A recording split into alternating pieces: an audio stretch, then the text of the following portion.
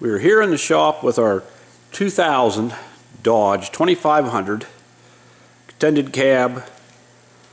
This truck has a 5.9 Cummins,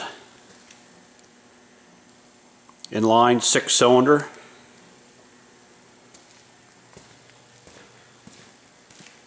Problem we're having with it is that it will literally start right up.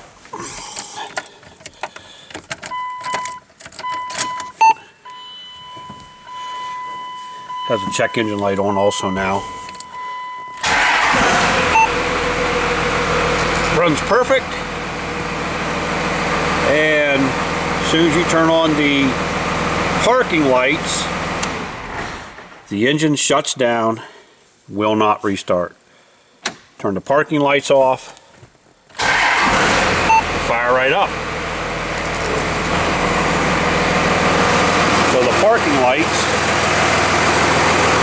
are doing something to interrupt the signal, the ECM. So what we're going to do, we're going to pull this fuse right here, number 6, with the yellow dot beside it.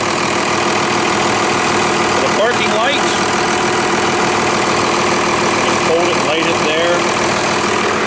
Now, when we turn the lights on, the headlights work, the engine is running, headlights are on, and it's working fine. But as soon as I stick that fuse back in for the parking lights, the engine will shut off. Just wondering if anybody else had any similar problems. This truck literally ran 12 hours 2 nights ago plowing snow with my 8-foot Western Pro plow. All I had was headlights. I literally plowed for between, well, probably 10 to 12 hours, in that range there somewhere. Everything worked perfect. I just had no parking lights, no